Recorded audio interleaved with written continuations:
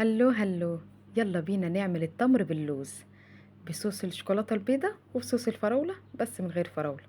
ازاي ده؟ يلا بينا نشوف عملنا ايه.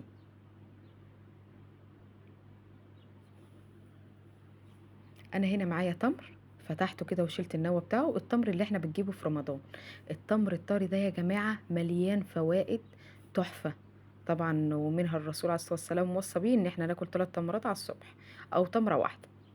هنيجي هنا هنحشي لوز او سوداني عشان ما حدش يزهق. عندك سوداني حطي، عندك لوز حطي. افتحه كده هحشيه معاكم. تمرايه بقى جنب كوبايه لبن، جنب قهوه، بيبقى خطير وبتمدنا بطاقه سبحان الله رهيبه. هقفله بقى كويس جدا. ومعايا هنا صوص شوكولاته ابيض، كام مكعبه كده سيحتهم في الميكرويف وحطيت عليهم معلقتين زيت. هغطس بقى البلحايه او التمرايه في قلب الصوص بتاعها.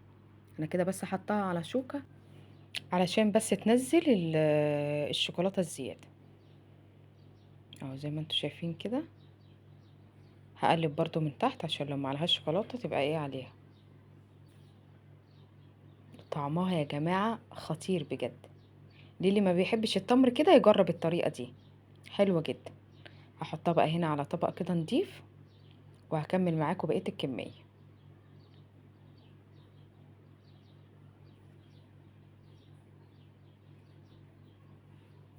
اهو خلاص كده. هنيجي بقى نعمل بصوص الفراولة من غير صوص فراولة. ازاي؟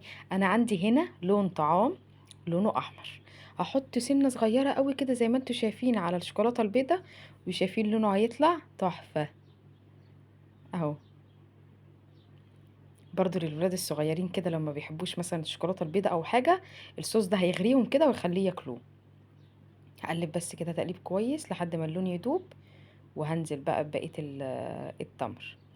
هغلفه كله وبرضه هحطه على الطبق النضيف ده.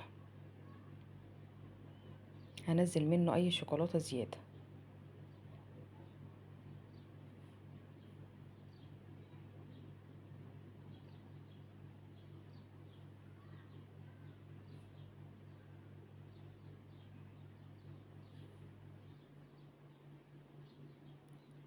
اهو خلاص كده هخلص الكمية بقى كلها، وهدخله بقى التلاجة الشوكولاتة ايه تجمد بقى عليه شوية.